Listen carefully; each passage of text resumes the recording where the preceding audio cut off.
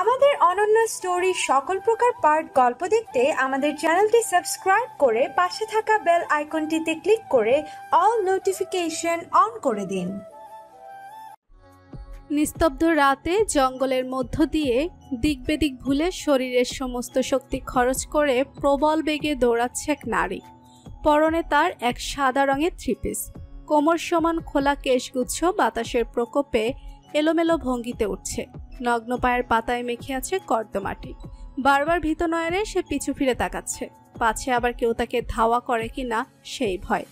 দৌড়ের ফলে তার নিঃশ্বাস নিতে কষ্ট হচ্ছে, তবুও সে থামে না। পাপের সাম্রাজ্য ছেড়ে বেরোতে হলে তার থামলে চলবে না। দৌড়াতে দৌড়াতে সে যতই এগোচ্ছে ততই মনে হচ্ছে তার পায়ের অদৃশ্য শিকল ধীরে ধীরে ভেঙে গুড়িয়ে যাচ্ছে। আচমকা সেই নারী লক্ষ্য করে অন্ধকার জঙ্গলের সীমানা পেরিয়ে দূরে ল্যাম্পপোস্টের আলোয় এক হাইওয়ে রোড দেখা যাচ্ছে।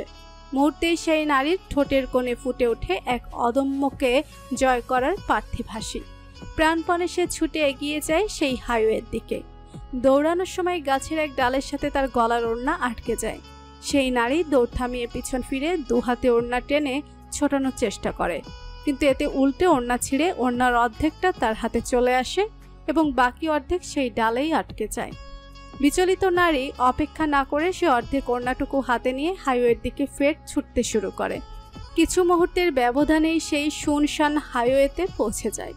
উদ্গ্রীব নয়ন মেলে সে চারিদিকে তাকায়। সম্পূর্ণ হাইওয়েতে একটা গাড়িরও অস্তিত্ব দেখা যাচ্ছে না। দূর দূর পর্যন্ত কোনো দোকানও চোখে পড়ছে না। কিছুক্ষণ আগে যেই আশার আলো তার মনে জন্মেছিল, মুহূর্তেই সে আশার আলো চোরাবালির অতলে হারিয়ে যেতে শুরু করে। আহত দৃষ্টি মেলে সেই নারী আকাশ পানে চায়। গুমোট আকাশ ভেঙে যে কোনো সময় বৃষ্টি নামবে। ক্লান্ত এই শরীরকে টেনে আর দৌড়ানো সম্ভব নয় তার পক্ষে। এবারও কি তবে সে ব্যর্থ হবে? ফিরতে হবে সেই জাহান্নাম তুল্য পাপের রাজ্যে। পরাজয় মেনে নিয়ে অসাড় হয়ে আসা নারী দেহটা মুহূর্তেই হাঁটু গেড়ে বসে পড়ে হাইওয়ের মধ্যখানে। চোখ ফেটে তার গড়িয়ে পড়ে কষ্টচিহ্ন। তার সাথে পাল্লা দিয়ে আকাশ গর্জন তুলে বর্ষণ নামায়। ক্লান্ত রমণীর সম্পূর্ণ চিত্ত মুহূর্তেই ভিজে যায় বৃষ্টির প্রতিটা ফোঁটায়। সে মুখ তুলে ঊর্ধ্বপানে চায়। চরম অভিমান ও ক্লেশ সেই চাহনিতে, যেন নীরবে উপরওয়ালার সাথে কোনো বোঝাপড়াই মুশকুল সে। আচমকা কি হলো কে জানে, এক বিকট শব্দ ভেসে আসলো দূর হতে। সাথে সাথেই রাস্তার দুধারের ল্যাম্পপোস্টের আলো নিভে গেল। সম্পূর্ণ রাস্তা ডুবে গেল অন্ধকারে। ক্লান্ত নারী ভয়াবহ চমকে ওঠে। অসাড় দেহ টেনে অন্ধকারে দাঁড়িয়ে পড়ে সে। সাথে সাথেই কাছে কোথাও আবার বিকট শব্দ তুলে বজ্রপাত হয়। দুহাতে কান চেপে ধরে ভীত নয়ন জোড়া বুঝে নেয় রমণী। ঠিক সেই মুহূর্তেই রাস্তার ডান দিক থেকে ভেসে আসে গাড়ির হর্নের শব্দ। চমকে চোখ মেলে তাকাতেই দেখে অন্ধকার চিরে এক ফালি আলো এসে পড়েছে তার মুখশ্রী জুড়ে। ভালো করে লক্ষ্য করতেই বুঝতে পারে এই আলোর উৎস হচ্ছে দ্রুত বেগে অগ্রবর্তী গাড়ির হেডলাইট হতে। অন্ধকার রাস্তায় হেডলাইটের আলোয় আচমকা মাঝ রাস্তায় এক নারী অবয়ব দেখতে পেয়ে গাড়ির মালিক তড়িঘড়ি করে ব্রেক কষে, কিন্তু ততক্ষণে খুব দেরি হয়ে যায়। গাড়ির অগ্রভাগের সঙ্গে ধাক্কা খেয়ে সেই নারী দেহ লুটিয়ে পড়ে রাস্তার একপাশে। এত বড় একটা ঘটনা ঘটে যাওয়ার পরও গাড়ির মালিকের চোখে মুখে কোনো আতঙ্ক নেই। যেন আতঙ্কিত হওয়া এই পুরুষের ধাঁচে নেই, বরং সে বেশ বিরক্ত হয়। এই অনাকাঙ্ক্ষিত দুর্ঘটনার জন্য মনে মনে আহত নারীকেই দোষারোপ করে সে। কি দরকার ছিল হাইওয়ের মতো রাস্তার মধ্যিখানে এসে খাম্বার মতো দাঁড়িয়ে থাকার? খুব স্বাভাবিক ভঙ্গিতে বৃষ্টি মাথায় নিয়ে গাড়ি থেকে নেমে আসে এক দীর্ঘ সুঠামদেহী পুরুষ। বৃষ্টির ফোঁটা গায়ে পড়তেই তার কালো শার্টটা শরীরের সাথে লেপ্টে যায়। স্পষ্ট হয় তার পুরুষালী দেহের গঠন। কালো শার্টের সাথে মিলিয়ে কালো বেল্ট এবং প্যান্টও গায়ে শোভা পাচ্ছে। গাড়ির হেডলাইটের আলোয় সে দেখতে থাকে রাস্তার একপাশে পড়ে থাকা আহত নারী দেহটাকে। কালগুনে কবি ঠিকই বলেছিলেন নারী মানেই বিপদ। কোন কবি বলেছিলেন সেটা মুখ্য বিষয় নয়। মুখ্য বিষয় হলো এই মুহূর্তে কি সে নিজের অতি গুরুত্বপূর্ণ কাজটার জন্য নির্দিষ্ট ঠিকানায় আগে পৌঁছাবে, নাকি এই নারী নামক উটকো ঝামেলাকে বয়ে হসপিটালে নিয়ে যাবে। প্রশ্নগুলো মনে উকি দিতেই একটা দীর্ঘশ্বাস ছাড়ে সে। এগিয়ে যায় সেই আহত নারীর দিকে। এক হাঁটু ভাঁজ করে সেই নারীর পাশে বসে সে। রাস্তায় উবুড় হয়ে পড়ে থাকা নারীর মুখোশটি জুড়ে লেপ্টে আছে ভেজা চুল। সেই চুলের আড়ালেই রয়ে যায় তার মুখখানা। গাড়ির মালিক সেই মুখ দেখার প্রয়োজন বোধ করল না। সে সোজা নারীর বাম হাতের কবজি এক হাতের মুঠোয় নিয়ে দু আঙুলের সাহায্যে ধমনী পরীক্ষা করে। বেঁচে আছে। ছোট করে একটা স্বস্তির নিঃশ্বাস ফেলে আগন্তুক পুরুষ। অতঃপর বিচক্ষণ দৃষ্টি মেলে ফের পরখ করে নারীর মাথা থেকে পা পর্যন্ত। সাথে সাথেই তার ভুরুজোড়া কুঁচকে আসে। বেশভূষা দেখে এই নারীকে ভদ্র পরিবারের মেয়ে মনে হলেও এই নারীর বর্তমান অবস্থা মোটেও সন্তোষজনক নয়। নগ্ন পায়ের পাতায় কোনো জুতা নেই। অর্ধেক ছেঁড়া ওড়নাটাও আগন্তুকের দৃষ্টি এড়ায় না। মুহূর্তেই তার মস্তিষ্কে খেলে যায় এক ভয়াবহ ভাবনা। এই আনফরচুনেট অ্যাক্সিডেন্টের পূর্বে কি এই নারী কোনো অপ্রীতিকর পরিস্থিতির সম্মুখীন হয়েছে? আর কিছু ভাবতে পারে না সে। মৃদু উদ্বেগ মিশ্রিত স্বরে ডাকে, এক্সকিউজ মি মিস। আগন্তুকের ছোট্ট 3 শব্দের প্রশ্নের পিঠে কোনো সাড়া দেয় না সেই নারী। বাধ্য হয়ে নিজের ঠান্ডা হাত বাড়িয়ে সেই নারীর মুখের উপর থেকে কিছু চুল সরিয়ে দেয় সে। ধীরে ধীরে স্পষ্ট হয়ে ওঠে সেই নারী মুখশ্রী। কপালের এক পাশ ফেটে রক্ত ছড়ায়, গালের এক পাশটা রক্তে রাঙা হয়ে আছে। সেই রক্ত ধুয়ে নেওয়ার চেষ্টায় মত্ত বৃষ্টির পানি। উন্মোচিত নারী মুখখানার দিকে আগন্তুকের দৃষ্টি স্থির হতেই খুব কাছে কোথাও ফের বজ্রপাত হলো। সেই বজ্রপাতের সাথে আগন্তুকের বুকের ভেতরে শব্দ করে ঝংকার দিয়ে ওঠে। নিজের শৃঙ্খলাবদ্ধ জীবনে মানবীর পরিপূর্ণ নারী রূপে আগমন, তাও একরকম এক পরিস্থিতিতে বেশ অপ্রত্যাশিত ঠেকে তার কাছে। রক্তমাখা শীতল গালটা আলতো হাতে ছুঁয়ে অস্ফুটে সে বলে ওঠে, বানি।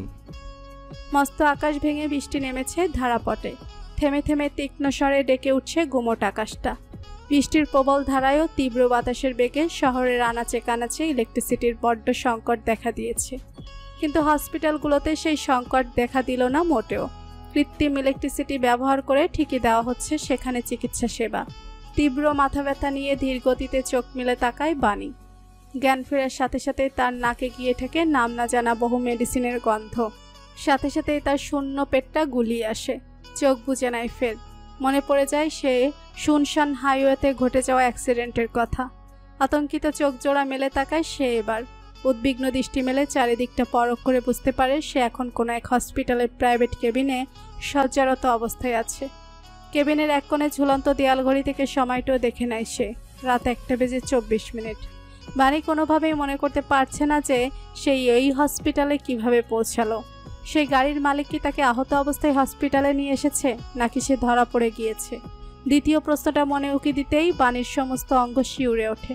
পর মুহূর্তেই মনে মনে নিজেকে এই বলে আশ্বস্ত করে যে সে যদি ধরায় পড়তো তাহলে তারা তাকে হসপিটালে নিয়ে এসে সেবা শুশ্রূষা করতো না কখনো। আশ্বাস দিয়ে মনকে শান্ত করে বানি আহত দেহ টেনে উঠে বসে। বেডের পাশে ছোট ক্যাবিনেটের উপর থাকা প্লাস্টিকের পানির বোতলটা দেখে গলায় প্রচুর তৃষ্ণা অনুভব করে সে। সতর্ক দৃষ্টি মেলে আশেপাশে একবার তাকিয়ে বোতল হতে সে কিছুটা পানি পান করে নেয়। মনের সুপ্ত ভয়টা মস্তিষ্কের প্রতিটা নিউরনে বিষাদের ন্যায় আঘাত করছে। এখান থেকে পালাতে হবে তার অতি দ্রুত। পৌঁছাতে হবে অপেক্ষারত কারো কাছে। শুভ্র ওড়না দিয়ে অর্ধেক মুখশ্রী আড়াল করে অনেকটা নেকাবের মতো বেঁধে রেখেছে বানি। অশান্ত উন্মুক্ত চোখ জোড়া ভয়ে তটস্থ হয়ে চারিদিকে নজর বুলাতে ব্যস্ত। তার কেবিনের বাহিরে একজন পুরুষ অনেকটা পাহারাদারের ন্যায় দাঁড়িয়েছিল। আড়াল হতে এই দৃশ্য দেখার পর হতে বানির ভয় হচ্ছে। কোনো মতে সে ওই লোকের চোখ ফাঁকি দিয়ে কেবিন থেকে বেরিয়ে এসেছে। একবার এই হসপিটাল থেকে বের হতে পারলে সে হাঁপ ছেড়ে বাঁচে। বাহিরে তখন তুমুল বর্ষণ। কালো শার্ট পরিহিত পুরুষ বলিষ্ঠ হাতে সুকৌশলে গাড়ির স্টিয়ারিং ঘোরাচ্ছে। আচমকা ফোন বেজে উঠতেই তার মনোযোগ বিঘ্নিত হয়। এক পলক ফোনের স্ক্রিনের দিকে তাকায় সে। স্ক্রিনে ভেসে ওঠা নামটা দেখতেই সে কানে ব্লুটুথ দ্বারা চালিত ইয়ারবাড গুঁজে নেয়। কল রিসিভ করে শক্ত পুরুষালী কণ্ঠে বলে, বলো হাসান। ফোনের অপর পাশ হতে বলা শব্দগুচ্ছ শুনে তার নির্লিপ্ত মুখাবয়ব শক্ত রূপ ধারণ করে। রাগ মিশ্রিত সুরে কিছু একটা আদেশ দিয়ে কল কেটে দেয়। গাড়ির স্পিড বাড়ায়। মিনিট 5 মধ্যে পৌঁছে যায় নির্দিষ্ট হসপিটালে। দ্রুত গাড়ি পার করে রেখে বেরিয়ে আসে সে। কল লিস্ট হতে ফের হাসানের নাম্বার ডায়াল করে ফোন হাতে রেখে ব্যস্ত। পায়ে মেইন এন্ট্রান্সের দিকে এগিয়ে যায়। মেইন এন্ট্রান্স চোখ তুলে তাকায় আগন্তুক মানুষটার দিকে। মুহূর্তে তার বুকের কোণে রচিন খাঁচায় কিছু একটা ধক করে ওঠে। খানিকক্ষণ আগে পানি পান করে তৃষ্ণা মেটানো গলায় যেন চোট্টের খরা নামে। তার মুখোমুখি দাঁড়িয়ে থাকা আগন্তুকের দৃষ্টিও তার উপর নিবদ্ধ বুঝতে পেরেই যেন বাণীর রক্ত শূন্য মুখশ্রী বরফের ন্যায় জমে যায়। মস্তিষ্ক জুড়ে আলোড়ন করে ওঠে কেবল একটি নাম, শাহরিয়ার দুর্জয়। 12 বছর, 1 যুগ। এতগুলো বছরে দুর্জয় নামক মানুষটার বাহ্যিক গঠনে এসেছে অগাধ লক্ষণীয় পরিবর্তন। কৈশোর দেহ বদলে সে রূপান্তর হয়েছে পরিপূর্ণ পুরুষে। তবে যেই একটা জিনিস বদলেনি তা হলো দুর্জয়ের মুখের গাম্ভীর্যতা। সেই গম্ভীর চোখের পানে আর তাকিয়ে থাকার সাহস হয় না বাণীর। দৃষ্টি নত করে ফেলে সে। মনে মনে ভাবে দুর্জয় কি তাকে চিনে ফেললো? কোনো চান্স নেই। বাণীর মুখ ওড়না দিয়ে ঢাকা। তার বাহ্যিক গড়নেও এসেছে অনেক পরিবর্তন। আর কেবলমাত্র চোখ দেখে চিনে ফেলার মতো কোনো গভীর সম্পর্ক তাদের মধ্যে কোনো কালেই ছিল না। এই সাক্ষাৎ কেবল এক অনাকাঙ্ক্ষিত ইত্তেফাক ছাড়া আর কিছুই নয়। মাথা নত রেখেই বাণী দুর্জয়কে পাশ কেটে চলে যেতে নেয়। তখনই পেছন হতে বাতাসের শোষ শব্দ ভেদ করে একটি শীতল কণ্ঠে এসে তার কানে প্রতিধ্বনিত হয়, বাণী তালুকদার। বাণীর নগ্ন পা জোড়া থমকে যায়। দু চোখ বন্ধ করে বুক ফুলিয়ে গভীর নিঃশ্বাস নেয় সে। বাণী তালুকদার। আসলেই কি সে বাণী তালুকদার? এটাই কি তার পরিচয়? না, কখনোই না। বাণী পিছু ফিরে তাকায় না। মনে যেন বিষাদ অনুভূতির বাক্স নিয়েই সে এন্ট্রান্স গেট পেরিয়ে বেরিয়ে যেতে নিলেই সেই একই কণ্ঠ ফের বলে ওঠে, আমি জানি তুমি বাণী তালুকদার, আর আমি এটাও জানি তুমি আমাকে চিনতে ভুল করনি। দমকা মাতাল হাওয়ার প্রকোপে নাকি দুর্জয়ের কণ্ঠস্বর শুনে বাণীর চিত্ত জুড়ে শিরশিরে অনুভূতি হলো তা অজানা। তার ঝিম ধরা মস্তিষ্ককে আর একটু এলোমেলো করে দিতেই বোধহয় দুর্জয় এসে তার মুখোমুখি দাঁড়ালো। বাণী চোখ তুলে তাকায় না, দৃষ্টি আবদ্ধ রাখে নিজের পা জোড়ার দিকে। দুর্জয় নিজের নির্লিপ্ত চোখ জোড়া মেলে অনিমেষ তাকিয়ে রয় বাণী নামক এই পরিপূর্ণ নারীর পানে। এতটা পরিবর্তন আদৌ সম্ভব?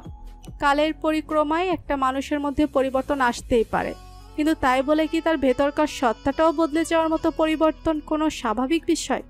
দুর্জয়ের মতে এ কোনো স্বাভাবিক বিষয় নয়। এই ভীত দৃষ্টি আড়ষ্ট ভঙ্গিমার মালিকানা কবু বাণী হতে পারে না। মনের ভাবনা ঝুলি চেপে গিয়ে দুর্জয় গলায় দাম্ভিকতা বজায় রেখে বলে, আমার মনে বেশ কিছু প্রশ্ন উকি দিচ্ছে। আশা করছি তুমি সেগুলোর উত্তর দিতে কার্পণ্য করবে না।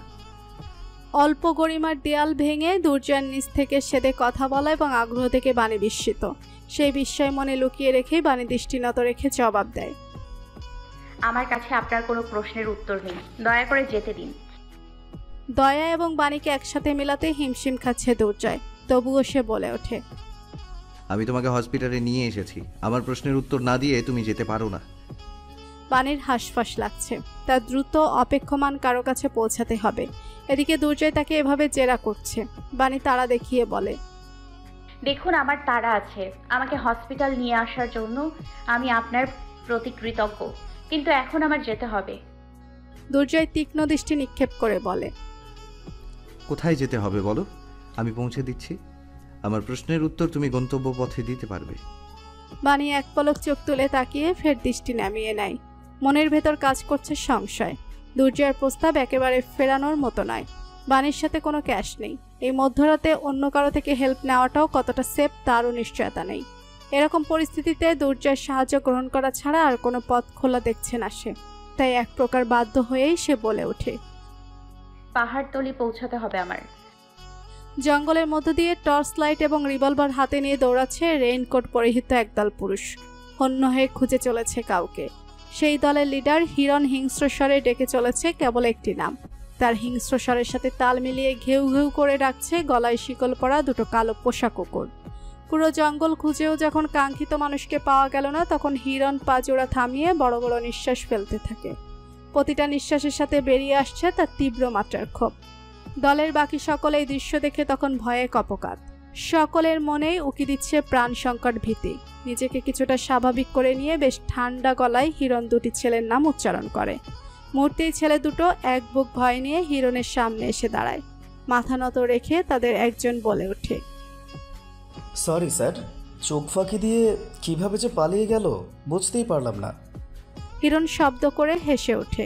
কোনো সাধারণ হাসি না, গা কাঁপানো পৈশাচিক হাসি। সেই অশরীরী হাসির শব্দ এবং মেঘে মেঘে স্ফুলিঙ্গের গর্জনের শব্দের মিলনে কুকুর দুটো ভয়ে শান্ত হয়ে যায়। যেন এই হাসির মানে তারা জানে। হুট করেই হাসির শব্দ থেমে যায়। কিছু বুঝে ওঠার আগে সেই ছেলে দুটোর দেহ মাটিতে লুটিয়ে পড়ে। রিভলভারে সেট করা সাইলেন্সারের কারণে কোনো কাকপক্ষীও শুনতে পেল না বুলেট ছোড়ার তীক্ষ্ণ শব্দ। হাতের রিভলভারটা নামিয়ে হিরণ হিংস্র দৃষ্টি মেলে বাকিদের দিকে তাকায়। অতঃপর বেশ ভয়ঙ্কর স্বরে বলে ওঠে, আকাশ পাতাল এক করে খোঁজে সবাই। অক্ষুণ্ণ অবস্থায় ওদের ফিরিয়ে আনতে না পারলে লাশের বন্যা বইবে। কাউকে জীবিত ছাড়ব না আমি। গাড়ির খোলা জানালা দিয়ে বয়ে আসা শীতল বাতাসটা কেমন যেন ভিজে ভিজে শরীরে লাগতেই পশম দাঁড়িয়ে যাচ্ছে। বৃষ্টি থেমেছে কিছুক্ষণ হলো, তবে আবহাওয়ার অবস্থা এখনও করুণ। রাস্তার দুধারে গাছের সারি পেরিয়ে গাড়ি এগিয়ে যাচ্ছে শুনশান রাস্তা ধরে। দুর্জয়ের 2 হাত গাড়ির স্টিয়ারিংয়ে নিবদ্ধ। পাশের সিটে বসে থাকা বাণীকে আর চোখে একবার পরখ করে ফের দৃষ্টি ফেরায় রাস্তার দিকে। বাণী এখনো মুখের ওড়নার বাঁধন খুলেনি। মৃত দৃষ্টি ভুলেও তুলছে না সে, যেন ধরা পড়ে যাওয়ার কোনো ভয় মনে কাজ করছে তার। বাণীর বাম হাতের অনামিকা আঙুলের হীরের আংটিটাও দুর্জয়ের দৃষ্টিগোচর হয়নি। তার মানে বাণী এখন বিবাহিতা। অবশ্য এটা হওয়াই স্বাভাবিক। বাংলাদেশের প্রেক্ষাপটে 26 বছর বয়সের একজন নারীর কুমারী থাকাটা খুবই কম চোখে পড়ে। তার উপর বাণীর পরিবার বেশ সম্ভ্রান্ত ছিল। আনিসুজ্জামান তালুকদার নিশ্চয়ই নিজের মেয়ের জন্য কোনো সুপাত্র খুঁজতে কার্পণ্য করেননি। মনের ভাবনা ছেড়ে ফেলে দুর্জয় পরিষ্কার গলায় প্রশ্ন করে, তুমি এই অবস্থায় হাইওয়ের মাঝখানে কি করছিলে? বাণী এরকম প্রশ্নের জন্য প্রস্তুত ছিল, তাই দৃষ্টিনত রেখেই সে নরম গলায় উত্তর দেয়, পরিবারের সাথে ঘুরতে এসেছে চট্টগ্রামে। সন্ধ্যার পর একা সি বিচে ঘুরতে বেরিয়েছিলাম। তখন ছিনতাইকারীদের কবলে পড়ি। ওরা আমার পার্স নিয়ে যায়। কোনো মতে প্রাণ নিয়ে পালিয়ে হাইওয়েতে পৌঁছাই। দুর্জয় শান্ত মনে শুনল বাণীর বলা মিথ্যে উত্তরটা। পাল্টা প্রশ্ন করল না আসল সত্যটা কি। কাটকাট গলায় সর্বদা সত্য বলে বেড়ানো মেয়েটা হাঁসফাঁস করতে করতে যেহেতু মিথ্যাটা বলেছে, তার মানে সে দুর্জয়ের সাথে নিজের ব্যক্তিগত ব্যাপারে কোনো কথা বলতে ইচ্ছুক নয়। দুর্জয় তাই আর এই ব্যাপারে আগ্রহ দেখায় না। ইতিমধ্যে সে যথেষ্ট যেচে কথা বলে ফেলেছে নিজের আত্মগরিমা ভেঙে। এর থেকে বেশি সীমা লঙ্ঘন তার দ্বারা সম্ভব নয়। গাড়ির ভেতরটা আলোকিত করে রাখা মৃদু আলোটা বাণীর কাছে বেশ অসহ্যকর হোক। মনে হচ্ছে এই বুঝি এই আলোর সাহায্যে দুর্জয় তার লুকানো কোনো কথা জেনে যাবে। মনের অসহ্যকর অনুভূতিটা মুখ ফুটে আর বলে না বাণী। তবে কিছুক্ষণের মধ্যেই দুর্জয় নিজেই সে আলো নিভিয়ে দিয়ে শান্ত স্বরে বলে, আলোটা আমার চোখে লাগছে তাই নিভিয়ে দিলাম, আপত্তি থাকলে বলো। বাণী কোনো টুশব্দ করে না। সে কিছুটা হাঁপ ছেড়ে বাঁচে। ভীত চোখ জোড়া তুলে সে পাশের ড্রাইভিং সিটে বসে থাকা পুরুষকে এক পলক দেখেই দৃষ্টি ফিরিয়ে নেয়। গভীর চোখ জোড়া স্থির করলো জানালার বাহিরে, ডুব দিল অতীতে। সময়টা যখন 1419 বঙ্গাব্দের মাঘ মাস। ইংরেজিতে সুস্পষ্টভাবে বললে সময়টা 2012 সালের জানুয়ারি মাস। হাড় কাঁপানো শীতের কুয়াশায় সম্পূর্ণ সিলেট যখন ঢাকা পড়ে আছে তখনকার কোনো এক সকালের চিত্র। শোরগোলে পরিপূর্ণ ক্লাসের লাস্ট টেবিলে মাথা এলিয়ে চোখ বুজে রেখেছে এক কিশোরী। ইংরেজি মিডিয়ামে পড়ার দরুন তার গায়ে রয়েছে একটা সাদা শার্ট এবং কালো প্যান্ট। শীত হতে রক্ষা পেতে সাদা শার্টের উপর পড়েছে একটা কালো কোট। নিম্ন তাপমাত্রার ফলে তার সুডৌল নাকের আগাটা টকটকে লাল হয়ে আছে। ব্যান্স হেয়ার কাট দেওয়া চুলগুলো উঁচু করে পনিটেল করা। আচমকা সম্পূর্ণ ক্লাস নীরব বনে যায়। কিছু সময় গড়াতেই একটা বিকট শব্দে কিশোরীর তন্ডা ছুটে যায়। সে ধরফরিয়ে উঠে দাঁড়িয়ে বলে, ইয়েস ম্যাম। মোটা ফ্রেমে চশমা পরিহিত শিক্ষিকা বেশ রূঢ় স্বরে প্রশ্ন করে, why are you sleeping in the classroom Bani? বাণীর মনোযোগ ততক্ষণে মিশকে অতিক্রম করে সুদূরে বোর্ডের সামনে ব্যাগ কাঁধে দাঁড়িয়ে থাকা নতুন ছাত্রের দিকে নিবদ্ধ হয়। ভাবভঙ্গিহীন সেই কিশোরের কোটের উপর বুকের দিকটায় আটকে থাকা নেমপ্লেট হতে জেনে নেয় তার নাম শাহরিয়ার দুর্জয়। বহুক্ষণ যাবৎ সেই নিখুঁত মুখটা একধ্যানে দেখে বাণী। তার ধ্যান ভাঙে মিসের বিরক্তি মিশ্রিত ডাক শুনে, হোয়ার ইজ ইউর মাইন্ড বানি? মিসের থেকে সামান্য ধমক শুনে আপন চেয়ারে বসতেই বাণী লক্ষ্য করে তার পাশের চেয়ারে বসা আরমিনও হা হয়ে সেই নতুন ছাত্রের দিকে তাকিয়ে আছে। বাণী নির্লিপ্ত ভঙ্গিতে আরমিনকে সতর্ক করে বলে ওঠে, ব্রাদার ইন লকে খারাপ নজরে দেখতে হয় না আরমিন দেবী। আরমিন সরু চোখে বাণীর দিকে তাকিয়ে প্রশ্ন করে, who is my brother in law? That boy Durjoy. ভবিষ্যতে গিয়ে এই ছেলেটা তোর বেস্ট ফ্রেন্ডের হাজবেন্ড হবে। I am manifesting a future with him. অতীতের স্মৃতিচরণ হতে বেরিয়ে আসে বাণী। তার দুচোখ ভরা ছলছলে অশ্রুর দল। সামান্য প্রশ্রয় পেলেই যেন তারা চোখের কঠোর ঠেলে বেরিয়ে আসবে। কিশোরী বাণী কি জানতো তার ছোটখাটো সেই তথাকথিত ক্রাশ, এই ফার্স্ট সাইট নামক অনুভূতিটা কি এক তীব্র মহামারীতে রূপ নিবে? কিশোরী বাণী কি কবু জানতো তার ভবিষ্যতে কি অপেক্ষা করছে? উহু, জানতো না। জানলে সে পালিয়ে যেত বহু পূর্বে, সব ছেড়ে দূরে কোথাও পালিয়ে যেত, মুছে দিত নিজের অস্তিত্ব। দুর্জয় শান্ত স্বরে বাণীর সম্বিত ফিরে। পৌঁছে গিয়েছি। বাণী এক পলক দুর্জয়কে দেখে ব্যস্ত হাতে নিজের সিট বেল্ট খুলে গাড়ি থেকে নেমে আসে। দ্রুত পায়ে এগিয়ে যায় রাস্তার পাশে ইটের তৈরি একতলা বাড়িটার সামনে। কলিং বেল বাজিয়ে অপেক্ষা করে দরজা খোলার। পুরোটার সময় এক মুহূর্তের জন্য সে পেছনে ফিরে তাকায় না। দূর হতে অস্থির ভঙ্গিতে দ্বার প্রান্তে অপেক্ষারত বাণীকে দেখতে থাকে দুর্জয়।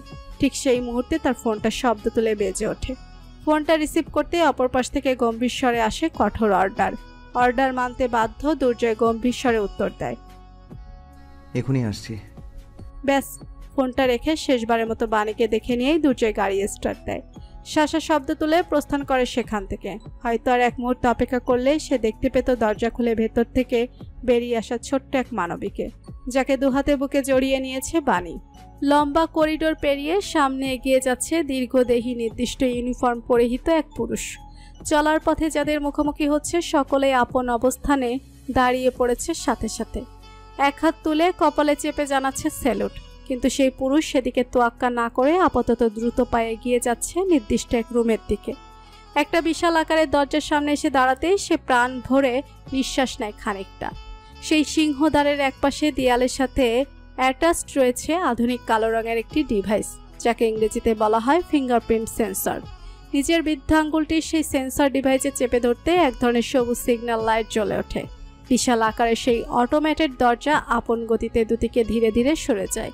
খুলে যায় প্রবেশপথ, যার অর্থ হলো you have the access to enter this room now. এই রুমে প্রবেশের জন্য দুটি জিনিস খুব গুরুত্বপূর্ণ। প্রথমত ফিঙ্গারপ্রিন্ট এবং দ্বিতীয়ত ইউনিফর্ম। যেহেতু এই দুটি জিনিসই তার কাছে রয়েছে, তাই সে আর অপেক্ষা না করে প্রবেশ করে ভিতরে। সুবিস্তীর্ণ রুমের মধ্যিখানে সাদা রঙের আয়তকার আকৃতির বিশাল এক টেবিলের দুপাশে বসে রয়েছে 4 জন গুরুত্বপূর্ণ সদস্য। তাদের গায়ে রয়েছে নির্দিষ্ট ইউনিফর্ম।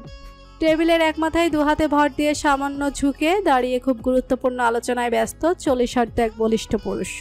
কঠোর শৃঙ্খলার ভেতর আবদ্ধ জীবনের প্রভাবে মুখশ্রী জুড়ে মধ্যবয়স্কের ছাপ স্পষ্ট বোঝা যাচ্ছে না। নাম তার জুলফিকার মুস্তফা। জুলফিকারের গুরুত্বপূর্ণ কথার মাঝখানে মিটিং রুমে প্রবেশ করে সপ্তবিংশতি এক পুরুষ। টেবিলের সামনে এসে সে দুহাত পিঠের পেছনে নিয়ে ভাঁজ করে স্থির ভঙ্গিতে দাঁড়ায়। মুখশ্রী জুড়ে তার লেপ্টে আছে গম্ভীরতা। সেই গম্ভীর মুখশ্রীর দিকে এক মুহূর্তে তাকিয়ে থেকে জুলফিকার শান্ত স্বরে বলে ওঠে, the wait is over now, it's time to hunt. তুমি কি প্রস্তুত? শক্ত চিত্তের পুরুষ স্পষ্ট গলায় জবাব দেয়, সদা প্রস্তুত। জুলফিকার তার সামনে থাকা ল্যাপটপে কিছু একটা করে সোজা হয়ে দাঁড়ায়। সাথে সাথেই তার পেছনে থাকা বিশাল প্রজেক্টের স্ক্রিনে ভেসে ওঠে 7 জন যুবকের ছবি। প্রত্যেকের ছবির নিচে ইংরেজিতে গোটা অক্ষরে লেখা রয়েছে তাদের সম্পর্কিত প্রয়োজনীয় তথ্য।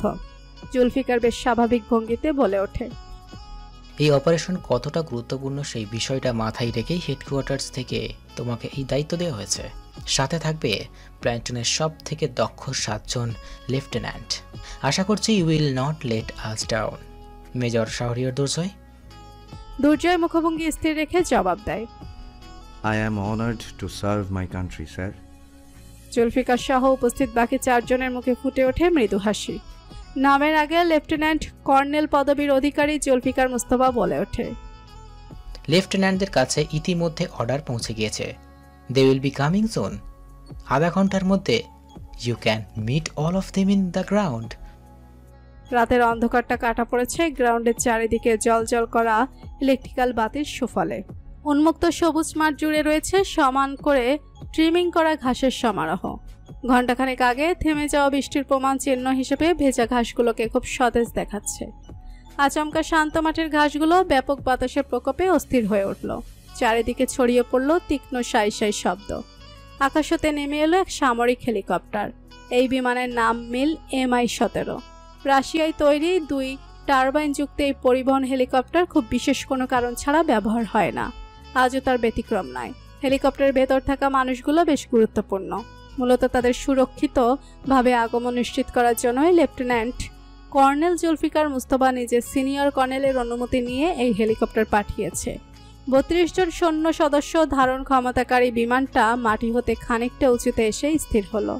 বিমানের উপরের অংশে প্লেটের মতো ধারালো পাখাটা তখনও শব্দ তুলে একটি শক্ত মাস্তুলকে কেন্দ্র করে ঘুরছে। বিমানের একদিকে দরজাটা খুলে যেতেই সেই দরজা দিয়ে পরপর 7 জন যুবক সুকৌশলে লাফিয়ে মাঠে নেমে পড়ে। পিঠে তাদের বিশাল বিশাল ব্যাকপ্যাক। তারা নেমে পড়তেই বিমানটা শব্দ তুলে ফের প্রস্থান করে সেখান থেকে। সুঠামদেহী 7 জন পুরুষ আলাদা আলাদা প্লাটুনের লেফটেন্যান্ট হওয়ার সুবাদে পরস্পর পরিচিত নয়। আপাতত তারা নিজেদের মধ্যে কোনো কথা বলছেও না, বরং আগ্রহী দৃষ্টি মেলে চারিদিকে তাকিয়ে দেখছে। গ্রাউন্ডের সীমানা প্রান্তে বেশ কিছু বন্দুকধারী নিরাপত্তা কর্মীকে দেখা যাচ্ছে। এছাড়া আরও একটাও কাকপক্ষী নেই চারিদিকে। 7 জনের মধ্যে কিছুটা চঞ্চল দৃষ্টির যুবক হতাশ স্বরে শুধায়, এ কি দিন এলো আমাদের সামরিক বাহিনীর? আমার মতো শত্রুদের জমকে অভ্যর্থনা জানাতে কেউ এলো না। বাকি 6 জন সরু চোখে সেই যুবকের দিকে তাকাতেই তাদের পেছন হতে ভেসে আসে বুট পরিহিত কারো হেঁটে আসার আভাস। মুহূর্তেই 7 জন সম্পূর্ণ পিছনে ঘুরে ফিরে তাকায়। অন্ধকার ছাপিয়ে এগিয়ে আসা দীর্ঘদেহী ইউনিফর্ম পরিহিত পুরুষের দিকে তাদের দৃষ্টি স্থির হয়। দুর্জয় স্বাভাবিক ভঙ্গিতে এগিয়ে এসে সোজা হয়ে তাদের মুখোমুখি দাঁড়ায়। কোনো ভনিতা না করে বেশ শান্ত গলায় বলে ওঠে, আমি মেজর শাহরিয়ার দুর্জয়। আপনারা যে অপারেশনের জন্য এই মুহূর্তে এখানে উপস্থিত আছেন, সেই অপারেশন আমার আন্ডারেই লিড হবে। মুহূর্তেই 7 জন যুবক এক হাত তুলে স্যালুট করে স্কটের ভাষায় আরামে দাঁড়ায়। দুর্জয় তীক্ষ্ণ দৃষ্টি মেলে একবার 7 জনের মুখশ্রী দেখে নেয়। আধ ঘন্টা আগে স্ক্রিনে দেখে আসে এই 7 জনের নাম সে ভুলেনি, তবুও সে বলে, সকলে এক এক করে নিজেদের নাম বলুন এবং আপনি কেন নিজেকে এই অপারেশনের জন্য উপযুক্ত বলে মনে করেন তার একটা কারণ বলুন। সর্বডানে দাঁড়িয়ে থাকা চঞ্চল দৃষ্টির যুবক সর্বপ্রথম মুখ খুলে, লেফটেন্যান্ট তামজিদ সাহেব, আমি নিজেকে এই অপারেশনের জন্য উপযুক্ত মনে করি, কারণ আমি কখনো ময়দান ছেড়ে পালাই না, বরং শত্রুকে সেই ময়দানে দাফন করাই আমার একমাত্র লক্ষ্য। সাইফের পাশে দাঁড়িয়ে থাকা শ্যাম যুবক কাটকাট স্বরে বলে ওঠে, লেফটেন্যান্ট আরাফাত প্রত্যয়, আমার জীবনের একটাই লক্ষ্য, যুদ্ধের ময়দানে শহীদের মর্যাদা লাভ করা। তাই এত গুরুত্বপূর্ণ এক অপারেশনের জন্য আমি নিজেকে যোগ্য মনে করি। দুর্জয় সরু দৃষ্টি মেলে প্রত্যয় নামক যুবককে আগাগোড়া পরখ করে। যুদ্ধের ময়দানে শহীদ হওয়া প্রত্যেক সেনার বুকে লালিত এক স্বপ্ন। দেশের জন্য জীবন দিতে যেই সেনা দ্বিধাবোধ করে সে কখনোই একজন সৈন্য হওয়ার মর্যাদা পাওয়ার যোগ্যতা রাখে না। কিন্তু প্রত্যয় নামক এই যুবকের বুকে শুধু শহীদ হওয়াটাই যেন একমাত্র সুপ্ত ইচ্ছে নয়, বরং দুর্জয়ের মনে হচ্ছে সে শহীদ হওয়ার উছিলায় গভীরভাবে মৃত্যুকে আলিঙ্গন করতে ইচ্ছুক। প্রত্যয়ের পাশে দাঁড়িয়ে থাকা যুবকের কথা শুনে দুর্জয় ভাবনা ছেড়ে বেরোয়। এই মুহূর্তে বেশ চিকন এবং লম্বা করে এক যুবক আপন পরিচয় দিচ্ছে, লেফটেন্যান্ট সাদাত সরকার। পর্যায়ক্রমে এক এক করে বাকি 4 জনও নিজেদের নাম এবং উপযুক্ত মনে হওয়ার কারণ জানায়। অবশিষ্ট 4 জনের নাম হলো ইমতিয়াজ রাফি, রিদওয়ান ইশরাক, ফারদিন ইসলাম এবং জুনায়েদ রউফ। প্রাথমিক পরিচয় পর্বটুকু শেষ হতেই দুর্জয় 7 জনকে উদ্দেশ্য করে বলে, আগামীকাল সকাল 7টায় তোমাদের সাথে দেখা হবে। Good night. 2 বাক্যের কথাটুকু শেষ করে দুর্জয় বিলম্ব না করে সেখান থেকে প্রস্থান করে। পেছনে রয়ে যায় সে 7 যুবক। সাইফ হতাশ গলায় বলে, এই কার আন্ডারে আমার অভিযান করতে হবে? মেজরের মুখ দেখেই তো আমার মনের সুপ্ত রসিকতারা নিজের স্বকীয়তা হারিয়ে ফেললো। তার উপর আবার এখন বাজছে রাত প্রায় 3:30। ঘুমাতে ঘুমাতে 4টা বাজবে। মাত্র 2 ঘন্টা ঘুম নসিব হলো আমার ভাগ্যে। এরকম চলতে থাকলে তো অভিযান শেষে আমি 2 চোখের নিচে বিশাল ডার্ক সার্কেল গিফট পাবো। রাফি শান্ত পায়ে এগিয়ে যেতে যেতে ঘুম জড়ানো স্বরে বলে ওঠে, আল্লাহর কাছে শুকরিয়া আদায় করো যে অন্তত 2 ঘন্টার জন্য হলেও কপালে ঘুম নসিব হয়েছে। এখানে দাঁড়িয়ে আফসোস করতে থাকলে সেটাও হারাবে। রাফিকে অনুসরণ করে জোনায়েদও তার পিছু পিছু যেতে যেতে বলে ওঠে, তাছাড়া আমার মেজরকে বেশ পছন্দ হয়েছে, চেহারার মধ্যে ব্যক্তিত্বের ছাপ স্পষ্ট। রাফি আর জোনায়েদের পিছু পিছু বাকিরাও এগিয়ে গেলে সাইফ ফের হতাশ গলায় শুধায়, এই 6 জন দেখি আস্ত উজবুক। হায় রে, সমস্যা নেই, আমাদের মতো রং পুরুষের সাথে থাকতে থাকতে এদের ব্ল্যাক অ্যান্ড হোয়াইট লাইফও রঙে পরিপূর্ণ হয়ে যাবে। সবশেষে সাইফ একটা দীর্ঘশ্বাস ফেলে এগিয়ে যায় বাকিদের পিছু পিছু। আগামীকাল তাদের জন্য অপেক্ষা করছে এক নতুন ভোর। কাঠের তৈরি সরু বিছানার মধ্যিখানে হেলান দিয়ে বসে আছে বাণী। আনমনে ডুবে আছে সে আপন ভাবনার জগতে। এত বছর পর আচানক দুর্জয়ের সাথে দেখা হওয়াটা যেন তার মস্তিষ্কের সকল সাজানো পরিকল্পনা এলোমেলো করে দিয়েছে। বাণী মনে মনে নিজেকে শুধায়, এলোমেলো হলে চলবে না। এত দূর এসে ধরা পড়তে চাই না আমি। দুর্জয়ের সাথে আমার সাক্ষাৎ কেবলমাত্র একটা অ্যাক্সিডেন্ট ছিল। সেই কাকতালীয় অ্যাক্সিডেন্টে বিভোর হয়ে ধরা পড়লে সব শেষ হয়ে যাবে। এটাই শেষ সুযোগ আমার। বাণীর ভাবনার মাঝে একটা ছোট্ট কোমল হাত তার গাল ছুঁয়ে দেয় আলতো করে। বাণীর ধ্যান ভাঙে। সে চোখ নামিয়ে নিচের দিকে তাকায়। তার বুকের সাথে লেপ্টে মাথাটা সামান্য উঁচু করে তার দিকে তাকিয়ে আছে ল্যাভেন্ডার রঙের ফ্রক পরিহিত এক শিশু। সেই ছোট্ট মানবিক কোমল স্বরে প্রশ্ন করে ওঠে, তুমি কিভাবে ব্যথা পেয়েছো মাম্মাম? ছোট্ট মুখটার পানে তাকাতেই বাণীর মুখে মৃদু হাসি ফুটে। সে নরম গলায় বলে, মাম্মা, তোমাকে বলেছিলাম না যে আমরা হাইড অ্যান্ড সিক খেলছি? ছোট্ট মানবী উপর নিচ সামান্য মাথা নেড়ে হ্যাঁ বলে। বাণী তার কপালে একটা চুমু খেয়ে বলে, গেম খেলতে নিয়েই মাম্মা পড়ে গিয়ে সামান্য ব্যথা পেয়েছি। তুমি চিন্তা করো না মা, সেরে যাবে। 5 বছর বয়সী শিশুটা কিছুক্ষণ বাণীর চেহারার পানে চেয়ে থেকে প্রশ্ন করে, পাপা আমাদের খুঁজে ফেললে কি আমরা হেরে যাব মাম্মাম? পাপা শব্দটা শুনতে বাণীর মুখ মলিন হয়ে যায়। সে কথার প্রসঙ্গ ঘুরিয়ে মৃদুস্বরে বলে ওঠে, বন্ধি মা আমার, মামা তোমাকে 3টা পয়েন্ট মেমোরাইজ করেছি, তোমার মনে আছে সেগুলো? বন্নি প্রফুল্ল গলায় জবাব দেয়, ইয়েস মাম্মাম। বাণী হেসে বলে, বলো তো সেগুলো কি কি? বন্নি এবার মায়ের বুক থেকে মাথা তুলে সোজা হয়ে বসে। বিচক্ষণ শিশুর ন্যায় নিজের হাতের আঙুল দ্বারা গণনা করতে করতে জবাব দেয়, পয়েন্ট 1, মাম্মাম ছাড়া আর কাউকে টাচ করব না। পয়েন্ট 2, কেউ কোনো কোশ্চেন করলে কোনো উত্তর দেব না। পয়েন্ট 3, আমি গুড গার্ল হয়ে মাম্মার সব কথা শুনবো। মেয়ের কথা শেষ হতেই বাণী হেসে মেয়েকে জড়িয়ে ধরে বলে, এখন ঘুমিয়ে পড়ো মা। বন্নি মায়ের বাধ্য মেয়ে। সে এক মুহূর্ত অপেক্ষা না করে চোখ বুজে নেয়। বাণী মেয়ের কাজ সমান রেশমের ন্যায় চুলে হাত বুলিয়ে দিতে বন্নি গভীর ঘুমে তলিয়ে যায়। ঘুম নামে না কেবল বাণীর চোখে, তার মাথায় কিলবিল করছে অসংখ্য চিন্তা। আজকের রাতটা এখানে তার মাথা গোজার ঠাঁই হয়েছে, কিন্তু আগামীকালের মধ্যেই তার বন্নিকে নিয়ে চট্টগ্রাম ছেড়ে বের হতে হবে যে কোনো মূল্যে। এই জাহান্নাম ছেড়ে যত দূরে যাওয়া যায় সে পালিয়ে যাবে। রাতের আধার চিড়ে ধীরে ধীরে ভোরের আলো ফুটতে শুরু হয়েছে। মৃদু হাওয়া বয়ে আসছে খোলা জানালা দিয়ে। সেই হাওয়ায় রুমের বেবি পিঙ্ক রঙের পাতলা ফিনফিনে পর্দাটা উড়ে স্থানচ্যুত হয়। সাদা আর গোলাপি মিশেলের রং করা রুমটার প্রতিটা কোণা বিভিন্ন সফট টয়েস দিয়ে পরিপূর্ণ। যে কেউ রুমে প্রবেশ করে প্রথম দর্শনে নিশ্চিত হতে পারবে যে এটা একটা বাচ্চার রুম। সেই রুমের মধ্যিখানে বিছানার এক কোণে 2 হাতের উপর থুতনি ঠেকিয়ে বসে রয়েছে এক পুরুষ। অতি রক্তিম চোখ জোড়া নিবদ্ধ বেডসাইড ক্যাবিনেটের উপর রাখা একটা ফটো ফ্রেমের দিকে পরিপূর্ণ এক নারী হাস্যোজ্জ্বল মুখে একটা বাচ্চা মেয়েকে কোলে নিয়ে তার পানে চেয়ে রয়েছে। বাচ্চাটা এক হাতে একটা খেলনা নিয়ে সেটা নিয়ে খেলতে ব্যস্ত। আনমনে নিজেদের ভুবনে ডুবে থাকা 2 মানবীর এই ছবিটা তোলা হয়েছিল তাদের খুব অযত্নে।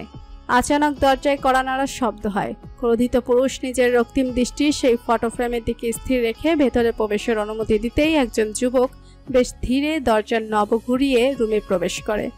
চোখ দুটো বন্ধ করে গভীরভাবে নিঃশ্বাস ছেড়ে রুমে প্রবেশ করা যুবকের দিকে তাকাতেই সেই পুরুষের চোখ জোড়া বড় হয়ে গেল।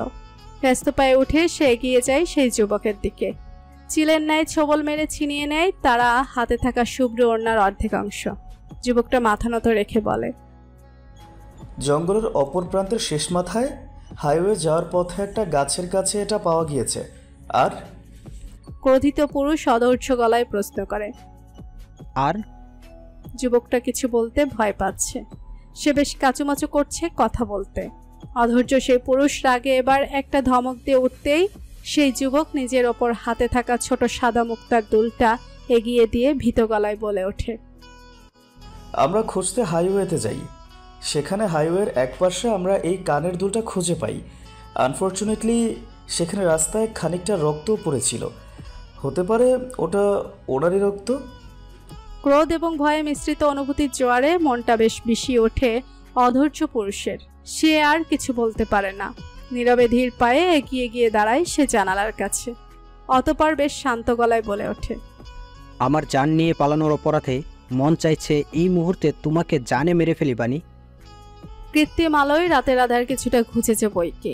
নীরব ফ্রন্ট ইয়ার্ডের শান্ত পরিবেশের মৌনতা ভঙ্গ হয় আচমকা এক রমণীর চিৎকারে। ইট সিমেন্টের তৈরি ওয়াকওয়েবের পথ ধরে টেনে হিস্ট্রে তাকে সামনের দিকে নিয়ে যাচ্ছে এক পুরুষ। ক্ষিপ্ত তার দৃষ্টি। রমণী সেই দৃষ্টির তোয়াক্কা করল না। সে প্রাণপণ চেষ্টা করে যাচ্ছে নিজেকে ছোটানোর, কিন্তু দানবীয় হাতের বাঁধন ছেড়ে সে ছুটে পালাতে পারছে না। অশ্রুসিক্ত দৃষ্টিতে স্পষ্ট মুক্তির আকুতি। ফ্রন্ট ইয়ার্ডের চারিদিকে দাঁড়িয়ে রয়েছে অসংখ্য নিরাপত্তা কর্মী। সকলে জড়বস্তুর ন্যায় নীরব ভঙ্গিতে দাঁড়িয়ে দেখছে সেই দৃশ্য। কারো অন্তর পর্যন্ত পৌঁছাচ্ছে না সেই আকুতি। রমণী আর একটু জোর দিয়ে নিজেকে ছাড়ানোর চেষ্টা করতেই তার পরিহিত ঘিয়া রঙের টপসটা কোমর থেকে কিছুটা উপরের দিকে সরে যায়। উন্মুক্ত হয় তার উদর। তাকে টেনে নিয়ে যাওয়া সে ক্ষিপ্ত পুরুষ সেই দৃশ্য দেখতেই তার রাগের পরিধি আরও কয়েক গুণ বেড়ে যায়। সে সাথে সাথে অগ্নিদৃষ্টি মেলে চারিদিকের গার্ডসদের দিকে একবার তাকায়। সবাই ইতিমধ্যে তার ভয়ে নিজের দৃষ্টি নত করে ফেলেছে। ক্ষিপ্ত পুরুষ এবার নিজের পায়ের বেগ বাড়ায়। আর্তনাদ্রত রমণীকে টেনে মুহূর্তে উপস্থিত হয় ব্যাকইয়ার্ডে। সবুজ ঘাসে আবৃত ব্যাকইয়ার্ডের এক পাশে থাকা বিশাল হিজল গাছটার থোকায় থোকায় ঝুলে রয়েছে লাল রঙের হিজল ফুল। সেই হিজল গাছটার সাথে শক্ত দড়ি দিয়ে বেঁধে রাখা হয়েছে কয়েক যুবককে। সাদা শার্টটা তার সম্পূর্ণ রক্তে মাখামাখি হয়ে আছে।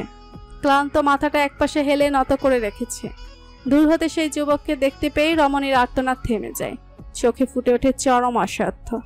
ঘাড় কাত করে আকুতি দৃষ্টি মেলে তাকায় ক্ষিপ্ত পুরুষের পানে, কিন্তু সেই পুরুষের মনে সেই দৃষ্টি মায়ের সঞ্চার ঘটাতে পারে না। সে সেই রমণীর চোখে চোখ রেখে কাট কাট গলায় বলে ওঠে, ঘৃণা সহ্য করার ক্ষমতা আছে আমার, কিন্তু প্রতারণা সহ্য করতে পারবো না আমি। প্রতারণা করেছ তুমি, দুজনেই শাস্তি পাবে, প্রথমে ও। কতটুকু বলেই সেই পুরুষ গাছের সাথে বাঁধা যুবকের পানে চায়। অসহায় রমণীও ঘাড় ঘুরিয়ে সেই যুবকের দিকে তাকায়। আহত যুবক কারো উপস্থিতির টের পেয়েই মাথা সোজা করে সামনের দিকে তাকায়। তার দৃষ্টি মিলে অশ্রুসিক্ত চোখে তাকিয়ে থাকা সেই রমণীর সাথে। রমণীর চোখের অশ্রু দেখে সেই যুবকের বুকে পাহাড় ধসে পড়া সমান পীড়া অনুভব হয়। মনে মনে নিজেকে প্রশ্ন করে, মেয়েটা কার জন্য কাঁদছে? তার মতো অধমের জন্য কাঁদছে? এও কি সম্ভব? যুবকের বুক ছেড়ে বেরিয়ে আসা দীর্ঘশ্বাস জানান দেয় যে এই মেয়েটাকে মুক্ত করতে না পারার আফসোস তার কখনো মিটবে না। টলমল চোখে তাকিয়ে থাকা মেয়েটা ক্রন্দনরত গলায় সেই যুবকের উদ্দেশ্যে প্রশ্ন ছুড়ে, তোমার কি খুব কষ্ট হচ্ছে? ক্ষতবিক্ষত শরীরটা আঘাতে জর্জরিত। পুরোটা শরীরের রন্ধ্রে রন্ধ্রে সেই আঘাতের বিষ ব্যথা অনুভূত হচ্ছে, কিন্তু এই ব্যথার স্থায়িত্ব যে বেশিক্ষণের না তা ভালো করেই জানে আহত যুবক। আর কিছুক্ষণের মধ্যেই তার মুক্তি মিলবে তা সে ভালো করেই জানে। অন্তত সে যেই দুঃসাহসিক কাজ করেছে তারপর তাকে বাঁচিয়ে রাখার কোনো সম্ভাবনা নেই। লোকমুখে বলা হয়ে থাকে যে মানুষের মৃত্যুর সময় ঘনিয়ে আসলে ঠিক 40 দিন আগ থেকে তার চারিদিকে আজরাইল ঘুরঘুর করতে থাকে। কথাটা অবশ্য সত্য না মিথ্যা তা জানা নেই সেই যুবকের। তবে রমণীর পাশে দাঁড়িয়ে থাকা সেই ক্ষিপ্ত পুরুষ গত 40 দিন ধরে চারিদিকে আজরাইলের মতোই ঘুরঘুর করেছে। আজ যেহেতু সেই 40 দিন পূরণ হয়েছে, তার মানে নিশ্চয়ই আজ তার শেষ দিন। মৃত্যু সন্নিকটে যেন মুখে আলতো হাসি নিয়ে সেই যুবক রমণীর দিকে তাকিয়ে বলে ওঠে, একটুও না, তুমি নিজের কান্না থামাও। যখনই মনে হবে এই পৃথিবীতে কেউ নেই তোমাকে ভালোবাসার, তখনই আমাকে মনে করবে। জেনে রেখো, আমি তোমাকে খুব ভালোবাসি। কতটুকু শেষ হতে না হতেই একটা বিকট শব্দ শোনা গেল। সামনে আহত দেহটা ঝাঁকি তুলতে তুলতে নিথর হয়ে শান্ত বনে গেল। কিন্তু শান্ত থাকতে পারল না রমণী। সে গগন বিদারী আর্তনাদ করে উঠল। একবার দুবার না, বেশ কয়েকবার চিৎকার করে সে সামনে এগিয়ে যেতে চাইল, কিন্তু সেই দানবীয় হাত জোড়া থেকে মুক্তি পেল না সে। রমণী কান্না করতে করতে ছুটে সেই লাশ নামক রক্তাক্ত দেহের দিকে এগিয়ে যাওয়ার আপ্রাণ চেষ্টা করতে লাগলো। তার প্রমাণ হিসাবে সেই যুবকের খুনির হাতে অসংখ্য খামচির দাগ স্পষ্ট দেখা গেল। তবুও সে ক্ষিপ্ত পুরুষ নিজের জায়গায় অটল রইল। রমণী চিৎকার করে কাঁদতে থাকলো। যতক্ষণ না তার সম্পূর্ণ দেহ অসাড় হয়ে আসে ততক্ষণ। আধার কুহেলির বুকে হেলে পড়ল সেই নিস্তেজ দেহ। শীতল প্রকৃতির মধ্যেও তিরতির করে ঘামতে থাকা দেহটা প্রচণ্ড রকমের ভীতি নিয়ে ঘুম থেকে জেগে উঠল। বাণী অনুভব করলো তার দু চোখ ভেজা। অতীতের এই বিষাক্ত খণ্ডাংশ আজও তাকে স্বপ্নরূপে তাড়া করে যাচ্ছে। ভীত বাণী নিজের দু চোখ মুছে নিয়ে পাশ ফিরে তাকায়। বিছানার এক কোণে উবুড় হয়ে শুয়ে থাকা বন্নিকে দেখতেই তার বুক চিরে দীর্ঘশ্বাস বেরিয়ে আসে। হঠাৎই তার টনক নড়ে ওঠে। ব্যস্ত চোখে সে রুমের এক কোণে থাকা দেয়াল ঘড়ির দিকে তাকাতেই দেখতে পেল ঘড়িতে সময় সকাল 10টা পেরিয়ে প্রায় 11টা ছুঁই ছুঁই। মুহূর্তেই বাণী অস্থির ভঙ্গিতে বিছানা ছেড়ে নামলো। দ্রুত পায়ে সে বন্নিকে কোলে তুলে ডাকতে ডাকতে ওয়াশরুমে নিয়ে ফ্রেশ করিয়ে আনে। বন্নির ঘুম ততক্ষণে ভেঙে গিয়েছে। বাণী বন্নিকে বিছানার এক কোণে বসিয়ে তার হাতে একটা ছোট পাউরুটি এবং ওয়াটার পট ধরিয়ে দিয়ে নরম গলায় বলে, মা, তুমি 10 মিনিটসের মধ্যে ব্রেকফাস্টটা ফিনিশ করে ফেলো। মাম্মা ততক্ষণে আমাদের ব্যাগ গুছিয়ে নিচ্ছি। চোখের কথাটুকু বলেই বানি একটা হ্যান্ড ক্যারি ব্যাগ গোছাতে ব্যস্ত হয়ে পড়ল। বন্নি অসহায় চোখে পাউরুটির দিকে কিছুক্ষণ চেয়ে রইল। এরকম নাস্তা করা তার মোটেও অভ্যাস নেই, আর না তার নিজের হাতে কিছু খাওয়ার অভ্যাস আছে। কিন্তু সে মাম্মাকে প্রমিস করেছে যে সে মাম্মার সব কথা শুনে গুড গার্লের মতো চলবে। গুড গার্লরা নিশ্চয়ই কিছু নিয়ে অভিযোগ করে না, বন্নিও অভিযোগ করে না। সে নিজের আনাড়ি হাতে সেই এক টুকরো পাউরুটিতে একটা কামড় বসালো। পরপর শব্দ তুলে ওয়াটার পটের স্ট্রয়ের সাহায্যে কিছুটা পানি মুখে নিয়ে সেটা দ্বারা রুটিটাকে নরম করে চিবিয়ে খেলো। এরকম করে সে সম্পূর্ণ পাউরুটিটা খেয়ে শেষ করলো। বানি ততক্ষণে ব্যাগ গুছিয়ে নিজের জামা বদলে তার উপর একটা কালো বোরখা পরে নিল, মেকআপ করে সম্পূর্ণ মুখটাও ঢেকে নিল। বন্নি উৎসুক দৃষ্টি মেলে দেখলো সম্পূর্ণ দৃশ্যটা। পর মুহূর্তে সে খিলখিলিয়ে হেসে বলে ওঠে, মাম্মাম, তোমাকে একদম ব্যাটম্যানের মতো লাগছে। পাপা কখনো তোমাকে চিনতেই পারবে না। বানির ভয়ের তো হৃদয় মনে মনে দোয়া করে তাই যেন হয়।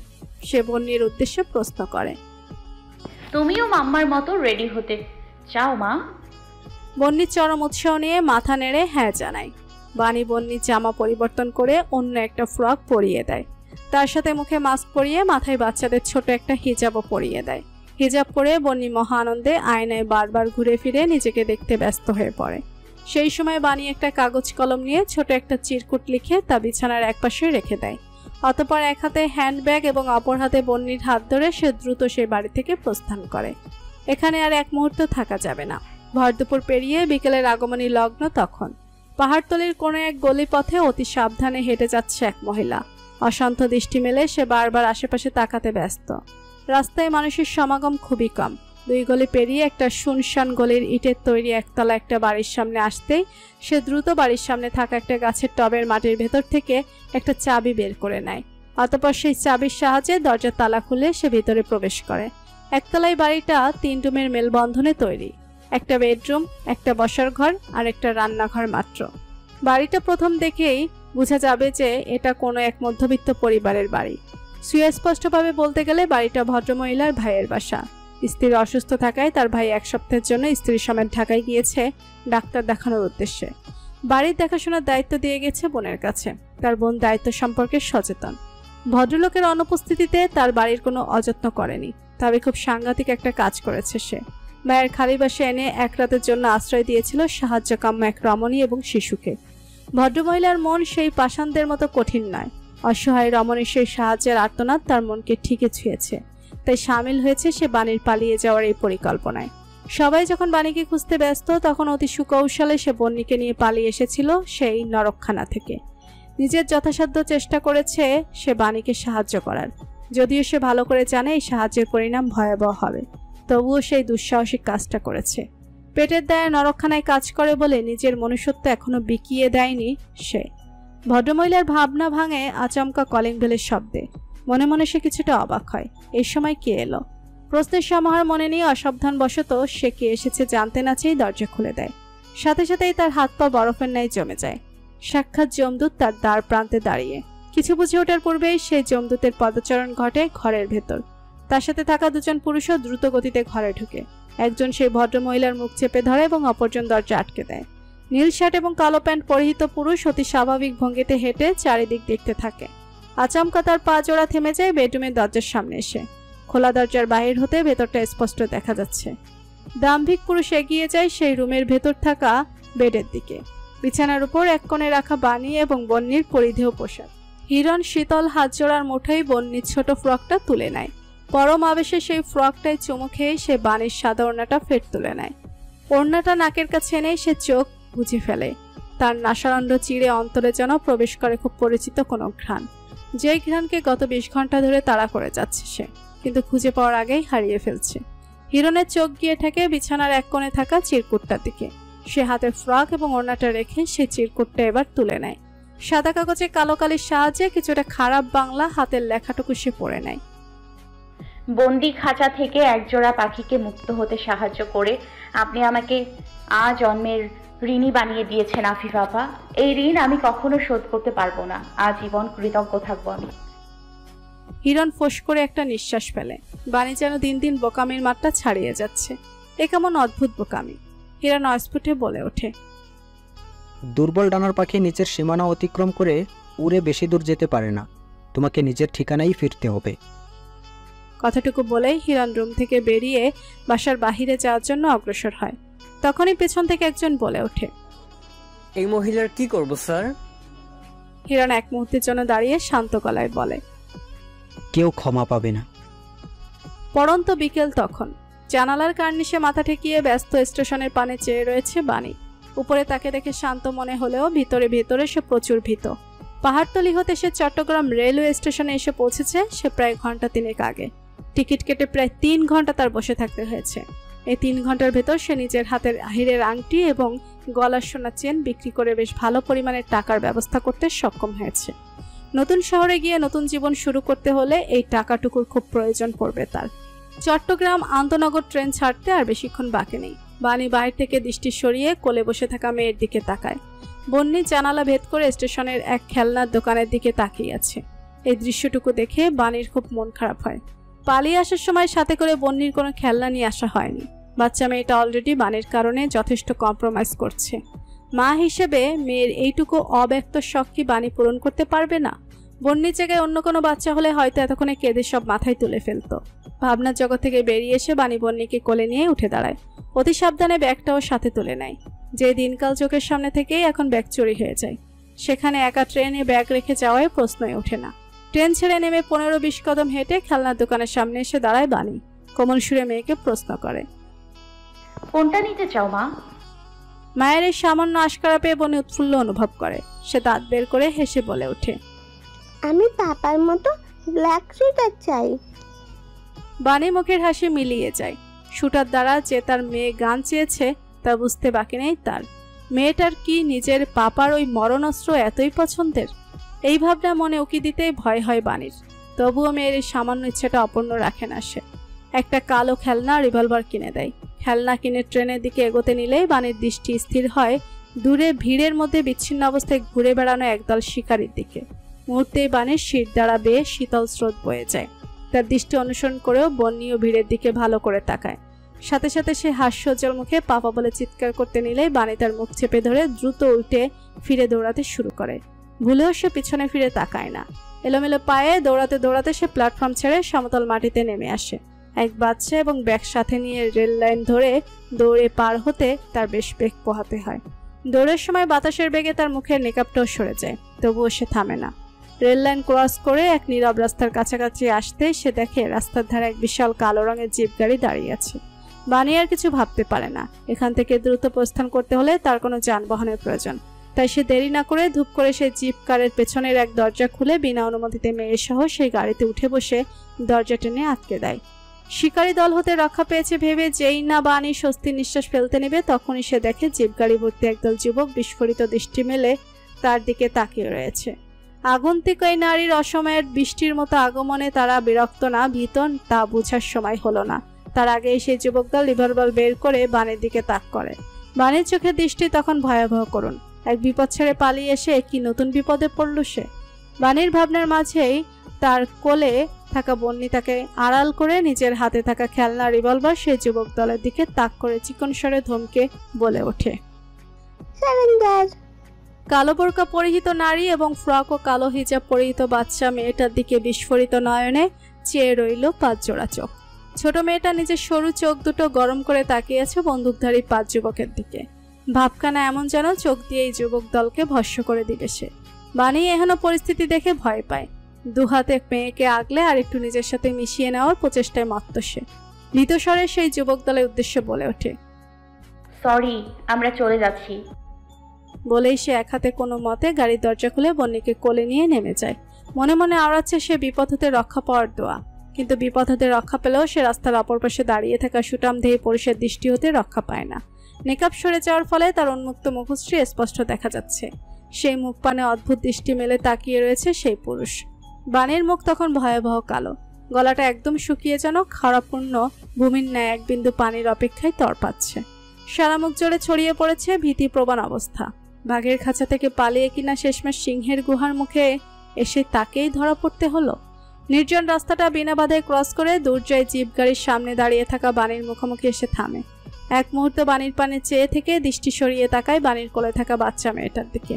মুহূর্তেই তার বিচক্ষণ দৃষ্টি গোলগাল মুখশ্রীর বাচ্চা মেয়েটার মুখের আদলের সাথে পরিচিত কোনো এক চেহারার খুব মিল খুঁজে পায়। মনে মনে নিশ্চিত হয় বাচ্চাটার বাণীর নিজেরই। বাণীর কিশোরী বয়সের চেহারার অনেকটাই প্রতিচ্ছবি এই শিশুর মুখে ফুটে উঠেছে। দুর্জয় কিছু বলবে তার পূর্বেই গাড়ির ভেতর হতে জানালা দিয়ে মাথা বের করে সাহেব বলে ওঠে, স্যার, এই মহিলা কোনো কথাবার্তা ছাড়া হুট করে এসে গাড়িতে উঠে বসেছিল। আই এম ড্যাম শিওর কোনো ঘাপলা তো অবশ্যই আছে। মহিলা কোনো স্পাই নয় তো? সাইফের বলা কথাটুকু শুনে দুর্জয় ভুরু কুচকে বাণীর পানে তাকায়। সাইফের কথার পিঠে নিজের মাকে ডিফেন্ড করে বন্নি বলে ওঠে, চুপ থাকো স্টুপিড আঙ্কেল, আমার মাম্মাম কোনো স্পাই না। ছোট বাচ্চার মুখে এরকম কথা শুনে দুর্জয় অবাক হয় না। বাণী মেয়েকে চুপ থাকার ইশারা করে বলে ওঠে, বড়দের মাঝে কথা বলাটা ব্যাড ম্যানার্স মা। বন্নির সাথে সাথে চুপ হয়ে যায়, কিন্তু আর চোখে কটমট করে সাইফের দিকে তাকিয়ে থাকে। সাইফ সেই দৃষ্টি অনুসরণ করে পাল্টা রেগে বলে ওঠে, স্যার, এই মহিলার কথা জানি না, কিন্তু এই বাচ্চা শিওর কোনো ওয়েল ট্রেন্ড স্পাই। আপনি জানেন না এই বাচ্চা আমাদের দিকে ওর হাতে থাকা রিভলভার তাক করেছিল। কি দুঃসাহস দেখেছেন? সাইফের কথায় দুর্জয় বিরক্ত হয়। সে সাইফের কথায় পাত্তা না দিয়ে ক্ষীণস্বরে বাণীর উদ্দেশ্যে প্রশ্ন ছুড়ে, এখানে কি করছো? বাণী পাল্টা বলার মতো কোনো উত্তর খুঁজে পায় না, তাই সে নীরব রয়। তার এই নীরবতা দুর্জয়ের পছন্দ হয় না। এক প্রশ্ন দ্বিতীয়বার করা ওর পছন্দ নয়, তবুও সে ফের প্রশ্ন করে, তোমার স্বামী কোথায়? বাচ্চা নিয়ে একা এখানে কি করছো? বাণী শুষ্ক ঠোঁটজোড়া সামান্য বিচিয়ে নিয়ে মনে মনে উত্তর সাজাতে থাকে। তখনই হঠাৎ তার দৃষ্টি স্থির হয় দূরে প্ল্যাটফর্ম ছেড়ে নেমে আসা হালকা ঘর্মাক্ত নীল শার্ট পরিহিত পুরুষের দিকে। কালো প্যান্টের সাথে ইন করে পরে থাকা শার্টটার হাত দুটো কোনোই পর্যন্ত গোটানো। মুখে মাস্ক পরে থাকলে ফলে তার মুখ অর্ধেকটা দেখা যাচ্ছে না, কিন্তু তার উন্মুক্ত বাজ পাখির ন্যায় চোখ জোড়া দেখতেই বাণীর বুকের ভেতর মোচড় দিয়ে উঠল। হারিয়ে ফেলল শব্দের সমারোহে সাজানো দুর্জয়ের জন্য উত্তরটা। উল্টো দিকশূন্য হয়ে সাহায্যের আবদার নিয়ে দুর্জয়ের এক হাত ধরে তীব্র উৎকণ্ঠা নিয়ে বলে ওঠে, সাহায্য করুন দয়া করে, এই মুহূর্তে এখান থেকে অন্য কোথাও নিয়ে চলুন। বাণীর এই অহেতুক আপনি সম্বোধন এবং অযাচিত স্পর্শ দুর্জয়কে বিরক্ত করে তোলে। তবুও সে সেটা প্রকাশ করে না, পাল্টা কোনো প্রশ্নও করে না, শুধু সামান্য মাথা নেড়ে বাণীকে বলে, গাড়িতে উঠে বসো। বাণী এক মুহূর্ত অপেক্ষা না করে দ্রুত নিজের মেকআপটা মুখের উপর ফেলে দেয়। অতঃপর পূর্বের জায়গায় সাইফের পাশে উঠে বসে। দুর্জয় সম্পূর্ণ দৃশ্যটা বিচক্ষণ দৃষ্টিতে পর্যবেক্ষণ করে। বাণী সম্পর্কিত খুব গভীর কোনো ব্যাপার আছে যা তার অজানা, তা সে আজ করতে পারছে, কিন্তু আপাতত এই বিষয় নিয়ে সে প্রশ্ন করে না। একটা দীর্ঘশ্বাস ফেলে নীরবে গাড়ির ড্রাইভিং সিটে উঠে বসে গাড়ি স্টার্ট দেয়। হিরণের চোখের আড়ালে বাণী মেয়েসহ সেই শিকারপুরী হতে প্রস্থান করে। আয়তকার টেবিলের উপর থাকা একটা ছবির দিকে তীক্ষ্ণ দৃষ্টি মেলে তাকিয়ে আছে লেফটেন্যান্ট কর্নেল জুলফিকার মুস্তফা। চোখে মুখে তার কাঠিন্য ভাব। টেবিলের অপর পাশে দুহাত পিঠের পিছনে ভাঁজ করে সোজা দাঁড়িয়ে থাকা দুর্জয় বলে ওঠে, 8 ঘন্টা অপেক্ষা করেছি স্যার, কিন্তু এই লোকের দেখা পাইনি। জুলফিকার মুস্তফার কপালে চিন্তার ছাপ দেখা যায়। তিনি কিছুটা চিন্তিত গলায় বলে ওঠে, বিশ্বস্ত সূত্র মতে তো ওরা খুব সকাল সকালই স্টেশনে এসে পৌঁছানোর কথা, কিন্তু ও পৌঁছালো না কেন বলো তো? ভুলেও আমাদের ফাঁদে এটা তো আজ করতে পারেনি তো? দুর্জয় আশ্বস্ত করে বলে ওঠে, আমার তা মনে হয় না স্যার, হয়তো অন্য কোনো কারণেও ও আজ প্ল্যাটফর্মের দোকান খুলে বসেনি। তবে চিন্তা করবেন না, লেফটেন্যান্ট প্রত্যয় এবং সাদাত সেখানে আছে, নজর রাখছে। দেখা মাত্রই সুকৌশলে ওকে আটক করে নিয়ে আসবে। জুলফিকার একটা দীর্ঘশ্বাস ছেড়ে বলে, সেটাই আমার আশা দুর্জয়। আমাদের হাতে কেবল একটাই ক্লু আছে এই মুহূর্তে, তা হলো এই লোক মোর্শেদ। ওকে ধরলেই একমাত্র এই কেসের আরও গভীর প্রবেশে সুযোগ পাবো আমরা। ওর ধরা পড়ার খুব গুরুত্বপূর্ণ। আল্লাহ না করুক যদি আবার এইরকম কোনো জঙ্গি হামলা ঘটে। দুর্জয়ের মুখ মুহূর্তেই শক্ত হয়ে আসে। সেই ভয়ঙ্কর রাতের স্মৃতি এক মুহূর্তের জন্য ভুলে নিছে, যেই রাতে সম্পূর্ণ দেশ সাক্ষী হয়েছিল অনাকাঙ্ক্ষিত এক নারকীয় হত্যাযজ্ঞের। দেশি বিদেশি সকল গণমাধ্যমে প্রচার হচ্ছিল কেবল একটি শিরোনাম, a massive attack on Everview restaurant of Dhaka, 46 people are taken as hostages. সেই রক্তাক্ত জিম্মি সংকটের অবসান ঘটে নিরপরাধ 27 জন মানুষের প্রাণ কেড়ে নিয়ে। যারা বেঁচে গিয়েছিল তারা সকলে বয়ে বেড়াচ্ছে সেই ভয়াবহ রাতের ধ্বংসলীলার স্মৃতি। আন্তর্জাতিক গণমাধ্যমে প্রচার হয় এক নতুন শিরোনাম, a long slaughtered night ended with 27 hostages killed in attack on Banani's Everview restaurant. গত 6 মাস ধরে যে ঘটনা সামরিক বাহিনীর ঘুম হারাম করে দিয়েছে, সেই ঘটনার পেছনে আসল হোতাকে তা জানা পর্যন্ত শান্তি পাবে না দুর্জয়। দুর্জয় শান্ত গলায় বলে ওঠে, নেকড়ের মতো মূল পরিকল্পনাকারীকে তাড়া করে বেড়াবো স্যার। ওই হামলার সাথে জড়িত সকলকে খুঁজে বের করব। আমার দেশের মাটি হতে ওদের নিশ্চিহ্ন না করে আমি দম নেব না। রেসিডেন্সিয়াল এরিয়ার চারপাশটা কৌতূহলী দৃষ্টি মেলে দেখতে ব্যস্ত বাণী। বিগত সময়ে সে এতটুকু বুঝতে সক্ষম হয়েছে যে দুর্জয় এখন সামরিক বাহিনীর অধীনে কর্মরত। তার সামনে দাঁড়িয়ে রয়েছে সুঠামদেহী 5 জন যুবক, যাদের সকলের দৃষ্টি আপাতত সরু চোখে তাকিয়ে থাকা বন্যির দিকে নিবদ্ধ। সাহেব বাচ্চা মেয়েটা সে সরু দৃষ্টি দেখে বিরক্ত হয়। এভাবেই তার বাচ্চা কাচ্চা পছন্দ না। এদেরকে তার জলজান্ত ক্যাসেট ছাড়া আর কিছুই মনে হয় না। তবুও পুরো রাস্তা সেই বিরক্তিকর বাচ্চাটাকে নিজের পাশে সহ্য করেছে। তার ঠিক পাশেই দাঁড়িয়ে থাকা রাফি অনেক কিছু ভাবতে ব্যস্ত। এই মহিলার সাথে তাদের মেজরের কি সম্পর্ক? বাই এনি চান্স এই মহিলা মেজরের এক্স নয় তো, যার বাচ্চার বাবা হতে গিয়ে শেষ পর্যন্ত মেজর মামা হয়ে গেল? নিজের এই অদ্ভুত ভাবনার প্রতি বেশ বিরক্ত হয় রাফি। এটা কিভাবে সম্ভব? এরকম কিছু হলে মেজর নিশ্চয়ই এই মহিলার সাহায্য করতো না। তাদের আপন মনের ভাবনার ভিড়ের ইতি ঘটে ইউনিফর্ম পরিহিত দুর্জয়ের আগমনে। দুর্জয়কে এগিয়ে আসতে দেখেই বাণীর সাথে সাথে নিজের দৃষ্টি নত করে ফেলে। দুর্জয় সামনে এসে কোনো ভনিতা না করে স্পষ্ট গলায় বলে, I need to talk to you Bani. সকলের সামনে দুর্জয়ের এখনো নিঃসংকোচ কথাটা কি আবদার ছিল না আদেশ, তা বাণীর বোধগম্য হলো না। সে নীরবে মাথা নেড়ে এগোতে নিলেই দুর্জয় বলে ওঠে, একা কথা বলতে চাচ্ছি। কোনো সমস্যা না থাকলে বনিকে ওদের কাছে রাখতে পারো। I am sure they will have a good time together. দুর্জয়ের কথা শুনে বাণী এক পলক মেয়ের দিকে তাকায় অনুমতির আশায়। বন্যী অনেকটা ভাবলেশীন ভঙ্গিতে বলে ওঠে, don't worry mamma, I can take care of myself. বন্যীর কথা শুনে সাহেব সহ বাকি 4 জন লেফটেন্যান্ট বিষম খায়। জুনায়েদ সামান্য হেসে বলে, পাকনি খুব। জুনায়েদের এই সম্বোধন বন্যীর পছন্দ হয় না। পাক নিয়ে আবার কেমন ডাক? কই, তার মাম্মা পাপা তো কখনো তাকে এসব অদ্ভুত নামে ডাকে না। দুর্জয় বন্যীর মাথায় আলতো হাত বুলিয়ে দিয়ে বাণীর সাথে হেঁটে অন্যদিকে চলে যায়। সাথে সাথে সাইফ হাঁটু গেড়ে বন্যীর সামনে বসে বলে, এই যে কিড্ডো, বড়দের দিকে চোখ রাঙানো কিন্তু খুব খারাপ কাজ। আর আমাকে স্টুপিড বলেছো কোন সাহসে? আমাকে দেখে তোমার স্টুপিড মনে হয়? বন্যী ঠোঁট উল্টে কিছুক্ষণ সাইফের দিকে তাকিয়ে থেকে জবাব দেয়, আই ওয়াজ রং। তুমি দেখতে মার্বেল সিনেমার একটা ক্যারেক্টারের মতো। মার্বেল সিনেমার নাম শুনে সাইফের বিরক্তিকর মুখে সামান্য হাসি ফুটে ওঠে। বাচ্চাটাকে সে যতটা বিরক্তিকর ভেবেছিল ততটা বিরক্তিকর নয়। কার্টুন ফ্যান হওয়ার বয়সে মেয়েটা মার্বেল সিনেমার ফ্যান। বাচ্চাটার চয়েস ভালো বলতে হয়। সাইফ প্রচুর আগ্রহ নিয়ে প্রশ্ন করে, কোন ক্যারেক্টারের মতো দেখতে আমি? বন্যির ছোট ছোট দাঁতগুলো বের করে হেসে জবাব দেয়, দ্য অ্যামেজিং স্পাইডারম্যান 2 এর ক্যারেক্টারের হ্যারি ও সবনের মতো। সাথে সাথেই সাইফের মুখটা চুপসে যাওয়া বেলুনের মতো হয়ে যায়। পেছন থেকে ভেসে আসে রাফি, জুনায়েদ, ফারদিন ও রিদানের হাসির শব্দ। সাইফ বিরস মুখে অন্যদিকে ফিরে বলে ওঠে, আমার পাপা কোনো ভিলেন না, শি ইজ আ হিরো। সাইফের বিরস মুখে বলা কথাটা বন্যির কর্ণগোচর হয় না। সে সাথে সাথে জ্বলে ওঠে সাইফের পেশিবহুল হাতে নিজের ছোট ছোট দুহাত দ্বারা খামচি বসায়। সাইফ মৃদু চিৎকার করে নিজের হাত সরিয়ে নিতেই বন্যি তাকে ভেঙচি কেটে বলে ওঠে, শালা, তোর বাপ হ্যারি ওসবর্ন। ফারদিন সাইফকে সচেতন করে ফিসফিসিয়ে বলে ওঠে, মেয়েরা বাবার বিষয়ে খুব সেনসিটিভ হয়, স্টে সেফ।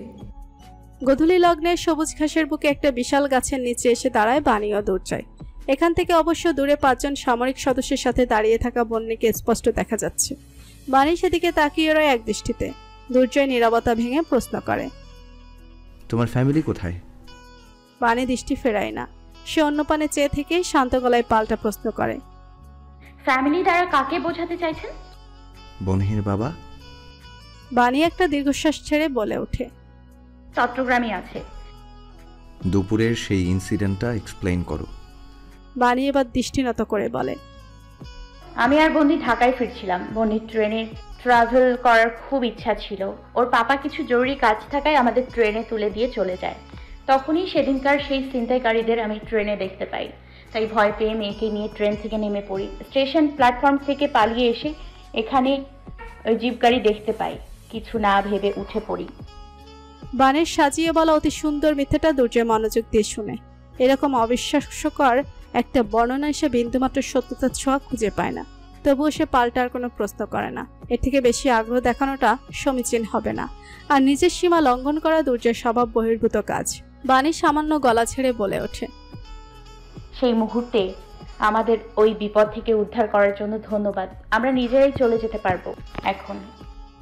দুর্জয় সরু চোখে কিছুক্ষণ তাকিয়ে থেকে বলে, আমি একজন নিরাপত্তা কর্মীকে বলে দিব, যেখানে যেতে চাও পৌঁছে দিয়ে আসবে।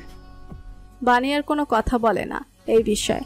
সে উল্টো ফিরে বন্যির দিকে ধীর পায়ে এগিয়ে যেতে শুরু করে। দুর্জয় তার যাওয়ার পানে কিছুক্ষণ তাকিয়ে রয়। তার চোখের সামনে ভেসে ওঠে অতীতের অপ্রয়োজনীয় এক দৃশ্য। অতি মনোযোগী ফার্স্ট বেঞ্চের দুর্জয় ক্লাসে বসে স্যারের লেকচার নোট করতে ব্যস্ত। আচমকা বেখেয়ালি বশত তার দৃষ্টি গিয়ে ঠেকে তার ঠিক পাশের সারিতে ফার্স্ট বেঞ্চে বসে টেবিলে মাথা এলিয়ে রাখা মেয়েটার দিকে। ক্লাসের সব থেকে অমনোযোগী ব্যাক বেঞ্চার স্টুডেন্টটা যে গত 2-1 মাস ধরে সামনের সিটে সবার আগে এসে জায়গা দখল করে বসছে, তার দুর্জয়ের দৃষ্টি এড়ায়নি। তা নিয়ে অবশ্য তার কোনো সমস্যা নেই। তার সমস্যা হলে চরম অমনোযোগী মেয়েটা সারাক্ষণ তার দিকে একধানে তাকিয়ে থাকে। বিষয়টা দুর্জয়ের জন্য বেশ অস্বস্তিকর বটে। তবুও সে যেচে এই ব্যাপারে কখনো কথা বলতে চায় না। তার একটাই কারণ, যেন মেয়েটা কোনো সুযোগ না পায়। দুর্জয়ের অস্বস্তি আরও বাড়িয়ে দিতেই হয়তো মেয়েটা আচমকা টেবিল হতে মাথা তুলে সবার অগোচরে একটা ফ্লাইং কিক ছুঁড়ে মারে। বাণীর এহেন কাণ্ডে দুর্জয় বিষম খায়।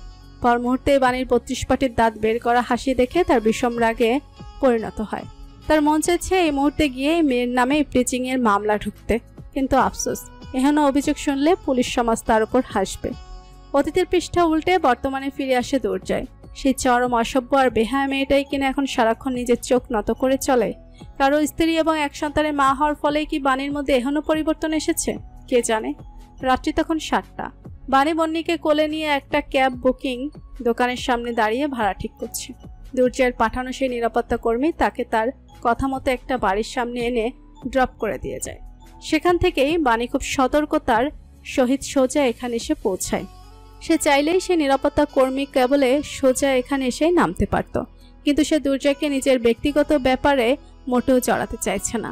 তার ব্যক্তিগত ব্যাপারে জড়ানো মানেই দুর্জয়ের বিপদ। সে সামান্য বিপদের রিস্কটুকু নিতেও রাজি না বাণী। ভাড়া ঠিক করেই রানী নির্ধারিত ক্যাবের দিকে এগিয়ে যেতে নিলেই ল্যাম্পপোস্টের আলোয় রাস্তার একটা পুরুষের অভাব দেখতে পায়। বাণীর পা জোড়া আপনা আপনি থমকে যায়। নিজের নত দৃষ্টিটা ধীরে ধীরে উঁচু করে সে পুরুষের মুখপানে চায়। মুহূর্তেই তার এক হাতের মুষ্টিতে আবদ্ধ ব্যাগটা কিছুটা শব্দ তুলে রাস্তায় পড়ে যায়। নেকাবের আড়ালে ঢাকা তার মুখটা ভয়ে একটুখানি হয়ে যায়। সম্পূর্ণ চিত্ত অসার অনুভূত হয়। বাণীর অসার শরীরের হাতের বাঁধন আলগা হয়ে আসতে নিলেই বন্নি তার কাঁধে গুজে রাখা মুখ তুলে সামনে ফিরে তাকায়। সাথে সাথে সে প্রফুল্ল গলায় চিৎকার করে ওঠে, বাবা। মেয়ে দুহাত বাড়িয়ে দিতেই হিরণ নিঃশব্দে মেয়েকে নিজের কোলে নিয়ে বুকের সাথে জড়িয়ে নিল।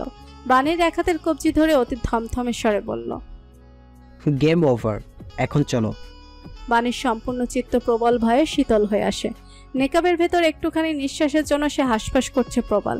ঘোলাটে চোখ জোড়ার সামনে সব আচানক ঝাপসা হয়ে আসে। নিস্তেজ শরীরটা চেতনাশূন্য হতেই তা সামনের দিকে ভিড়ে।